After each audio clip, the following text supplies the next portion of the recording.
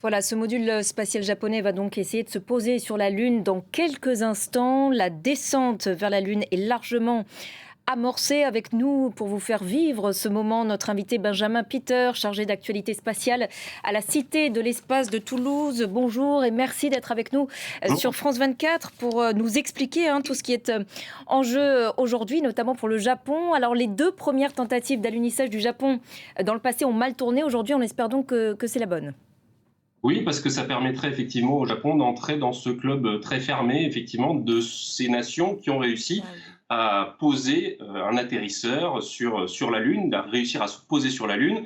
Donc, il y a évidemment les États-Unis, la Russie, la Chine, qui a le programme Chang'e, qui a vraiment permis de réaliser de magnifiques choses, notamment de se poser sur la face cachée de la Lune, qui était une première. Et puis, il y a également, en août dernier, l'ISRO, l'agence spatiale indienne, qui a réussi à poser son Chandrayaan 3, qui a survécu quelques jours, mais qui a suffi à permettre à l'Inde de rejoindre ce club. Donc, effectivement, le Japon espère ça avec impatience. Donc, on voit effectivement, en suivant là, cette infographie que nous fournit l'agence spatiale japonaise, que depuis quelques minutes, la manœuvre de propulsion s'est engagée, ce qui a permis donc à Slim de s'élever et puis de se retourner. Donc, il va peu à peu se retrouver à la verticale au-dessus de la Lune pour faire ses premiers repérages. C'est une opération ultra complexe aujourd'hui qui nécessite Oui, énormément de précision. Oui, c'est effectivement le moment le plus difficile, d'autant que Slim va être un démonstrateur technologique justement de cette précision pour se poser. C'est-à-dire qu'il embarque un petit ordinateur qui va lui permettre de faire comme une sorte de reconnaissance faciale sur le sol lunaire. Il va repérer s'il y a des rochers, s'il y a des cratères, s'il y a certaines aspérités qui peuvent être un petit peu dangereuses pour menacer la façon dont il va pouvoir se poser. Et donc, il va faire tout ce repérage, le comparer en fait avec des cartographies qui auront été faites en orbite, des cartographies qui sont intégrées dans son système. Et donc, il va comparer tout ça et trouver le meilleur endroit pour se poser. C'est-à-dire que l'idée, ce n'est plus, c'est ce que dit la JAXA, ce n'est plus de se poser là où on peut, mais là où on veut, très précisément, à une centaine de mètres près seulement, ce qui est assez révolutionnaire. Est-ce que cette mission peut encore échouer à ce stade ? Oui, forcément, ça peut toujours échouer, on ne le souhaite pas et on croise les doigts parce que ce serait quand même une merveilleuse réussite, mais bien sûr, parce que c'est au moment où ça touche Terre que ça peut poser problème. Et on a vu que c'est particulièrement difficile d'atteindre la Lune. On en a des exemples récents, c'est-à-dire qu'on a vu Luna 25 il y a quelques mois, qui était la mission russe. Rendez-vous compte, c'était la première mission lunaire depuis 1976 pour la Russie, qui a fini en crash sur la surface de la Lune, alors qu'il l'avait réussi de nombreuses fois auparavant. De la même manière, il y a quelques jours, il y a la mission Peregrine qui a été lancée dans le cadre du programme Artemis, qui visait à mettre un atterrisseur privé sur le sol de la Lune. Et lui aussi n'a pas réussi à atteindre la Lune. Et il est rentré dans l'atmosphère il y a quelques heures seulement au large de l'Australie. Donc on voit que c'est très compliqué et effectivement ce sont ces dernières minutes qui peuvent être déterminantes. Et effectivement, là, le module spatial japonais est visiblement à 400 mètres de la surface de la Lune. Cet alunissage, c'est plus difficile que de se poser sur d'autres corps célestes comme des astéroïdes par exemple ? C'est différent. En tout cas, ce qui a été fait, par exemple, par la JAXA jusqu'à présent, ils ont eu une très belle mission d'astéroïdes qui s'appelait Hayabusa 2 et qui consistait à faire un retour d'échantillons de quelques grammes. On présente d'ailleurs quelques échantillons ici à la Cité de l'Espace de l'astéroïde Ryugu qui a été visé par Hayabusa 2 et qui consistait à faire un petit bond dessus sur l'astéroïde simplement. Là, pour la Lune, effectivement, il faut rejoindre l'orbite de la Lune, arriver à actionner ce moment. Alors, vous voyez, là, on est en train d'arriver à une cinquantaine de mètres à peu près de la Lune. C'est le moment où il va repérer, comme je vous disais, le sol lunaire pour trouver le meilleur endroit pour se poser, quitte à faire peut-être un petit pas de côté si c'est nécessaire. Donc, ça devrait lui faire une sorte de stand-by avant de descendre véritablement. Là, il est il est à l'arrêt dans sa descente pour repérer vraiment le meilleur moment This et is le the meilleur endroit. second Quel hovering. est l'objectif scientifique, cette fois, de cette mission japonaise? Alors, l'objectif scientifique, il est Now it's d'abord et looking for avant a tout ce safe démonstrateur place to technologique. land. Parce que finalement, après, une fois qu'il sera posé, ça va se faire dans quelques secondes. Là, je suis en train de je regarde en même temps que vous les. Voilà, on est à 25 mètres et visiblement le module spatial japonais est en train d'allunir.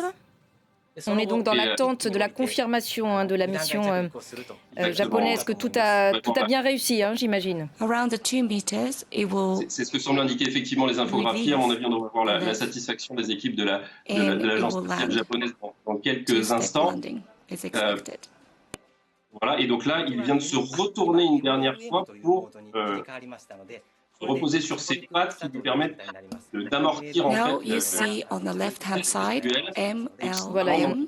on That means on it attend donc has toujours la landed. confirmation de la bonne From the réussite de cet telemetry, alunissage. En it tout shows cas, the sign l'alunissage vient d'être réalisé. Donc, pour revenir sur les objectifs scientifiques de cette mission, donc il y a des recherches, notamment sur l'origine de la Lune, qui sont au cœur de cette mission. Tout à fait, effectivement, ça fait partie de l'instrument qui est embarqué, qui va permettre d'analyser un certain nombre de roches pour la confronter à cette hypothèse qui est partagée par de nombreux planétologues, qui est que la Terre aurait été percutée par une planète de la taille à peu près de Mars, et que ça aurait créé ces deux corps, la Terre et la Lune, et que donc il y aurait une similarité entre les roches qu'on peut trouver à la fois sur la Lune et les roches qu'on peut trouver sur Terre. Donc ça fait partie effectivement de ces missions scientifiques. C'est une mission quand même très secondaire. Alors au moment où il s'est posé aussi, il faut voir que Slim a envoyé deux petits rovers qui s'appellent LEV 1 et LEV 2, qui là aussi sont un peu des démonstrateurs technologiques sur la façon dont on peut se déplacer sur le sol de la Lune. C'est-à-dire que LEV 1, il est tout petit, il fait 2 kilos à peine, et lui il va se déplacer par bond, tout simplement pour avancer sur le sol de la Lune. Et puis il y en a un deuxième qui va avancer un peu comme un BB-8 sur Star Wars, c'est-à-dire que c'est une boule de 8 cm de diamètre seulement qui va rouler et qui va là aussi recueillir quelques informations. Mais c'est l'atterrisseur et les deux petits rovers, malgré tout, ils vont durer que quelques jours, ils vont avoir une autonomie très courte, les rovers c'est même quelques heures seulement. Donc là on est vraiment dans la démonstration technologique, puisque l'Ajaxa, il faut le rappeler, est un des partenaires du programme Artemis, donc qui vise à ramener les astronautes sur la Lune dans les prochaines années, les prochaines décennies.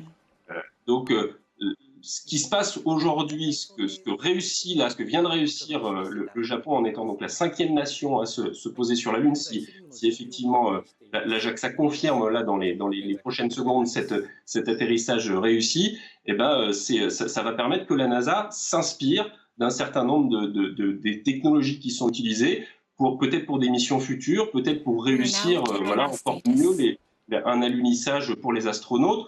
On se souvient par exemple qu'au moment d'Apollo 11, à 150 mètres d'altitude seulement, il a fallu que Armstrong reprenne les commandes, parce qu'il avait un ordinateur qui était saturé d'informations, qui avait très très peu de mémoire vive. Et du coup, il a dû reprendre les commandes lui-même. Il se trouve que ça s'est très bien passé, qu'il a même réussi un atterrissage parfait. Mais là, le fait que Slim démontre avec la reconnaissance du sol lunaire un atterrissage parfait à quelques dizaines de mètres près, ça va vraiment servir pour les prochaines missions, qu'elles soient habitées ou robotiques. Et l'enjeu, c'est aussi de faire avancer les recherches sur les ressources en eau de la Lune, sur lesquelles on a déjà quelques indications, mais c'est ça aussi l'enjeu ? Alors, ce n'est pas forcément l'enjeu de la mission Slim, c'est-à-dire que mais c'est effectivement l'enjeu de toutes les missions qui vont arriver dans les prochains mois, en tout cas, dans le cadre notamment de ce qu'on appelle le CLPS, c'est-à-dire un programme qui est de la NASA, qui a confié au privé un certain nombre d'atterrissages sur la Lune, d'amener du matériel. La NASA décide de le confier, ces missions au privé. Et donc, oui, d'amener un certain nombre de rovers qui vont permettre de prouver qu'il peut y avoir de l'eau. Parce que là, on est au niveau de la mer du Nectar, c'est-à-dire qu'on est à peu près sur la face visible, quasiment au centre en fait de la Lune. En revanche, ce qui intéresse beaucoup la NASA et ce qui intéresse beaucoup tous ceux qui s'intéressent au programme Artemis et tous ses partenaires, l'AXA, l'Agence spatiale canadienne, c'est le pôle sud de la Lune. Pourquoi le pôle sud? Parce que c'est là qu'effectivement différents orbiteurs ont repéré au milieu des années 90 et début 2000 qu'il pouvait y avoir de l'eau. C'était complètement fou quand même quand on s'est rendu compte de ça, c'est-à-dire qu'il pouvait y avoir de l'eau sous forme de glace au fond des cratères, mélangée un peu au régolithe lunaire, donc à la poussière qui se trouve à la surface de la Lune. Et donc, oui, il y a des missions là qui vont devoir trouver en quelle quantité on trouve de l'eau sur la Lune. Parce que si on trouve de l'eau sur la Lune, effectivement, si on confirme qu'il y a bien de l'eau sur la Lune sous forme de glace, cette eau, elle va permettre évidemment de la boire pour les astronautes. Elle va aussi permettre, par exemple, de faire de l'oxygène pour les astronautes qui vont séjourner éventuellement sur des bases lunaires qui pourraient être installées. Elle peut aussi servir à faire de l'oxygène liquide et de l'hydrogène liquide. C'est ce dont on a besoin pour faire des fusées. Donc, ça pourrait nous permettre d'aller au-delà. Et au-delà, c'est peut-être la conquête martienne. Et au-delà des enjeux que vous nous avez très bien expliqués, la Lune, en tant que symbole, fascine toujours autant? Oui, ça nous refascine, si on peut dire. C'est-à-dire que depuis les 50 ans en fait, d'Apollo, depuis 2019, la NASA a donc relancé ce programme Artemis, qui vise à aller sur la Lune. Pourquoi? Parce que la Lune, elle va nous servir de laboratoire avant d'aller au-delà. On va tester dans notre proche banlieue, là, à seulement 384 000 km, plein de technologies qui vont peut-être nous servir quand on ira sur Mars. Et au-delà, c'est un enjeu géopolitique. C'est-à-dire qu'on se rend compte qu'il y a beaucoup de nations qui savent que pour être encore dans le jeu, il va falloir en passer par là. Et c'est là qu'on se rend compte que les États-Unis ont un compétiteur de taille qui est la Chine, qui, comme je vous le disais, fait un programme très important avec les missions de Chang'e. Donc, ils ont réussi à se poser sur la face visible, ils ont réussi à se poser sur la face cachée, ils ont réussi à faire un retour d'échantillons aussi avec Chang'e 5. Et en mai prochain, il y a encore une autre mission, cette fois de retour d'échantillons, cette fois de la face cachée de la Lune, avec d'ailleurs un instrument français qui sera à bord, il y a la coopération avec les Français aussi. Et donc, oui, il y a une vraie compétition, ça fascine. Et beaucoup de nations savent qu'elles doivent faire partie de cette aventure. Les Turcs aussi, par exemple, souhaitent aller sur la Lune. Les Indiens souhaitent poser un astronaute indien sur la Lune. Donc, il y a beaucoup de programmes spatiaux qui passent à un moment donné par la Lune. Merci infiniment, Benjamin Pitter, pour toutes ces explications et de nous avoir fait vivre sur France 24 cet alunissage de la mission japonaise Moon Sniper.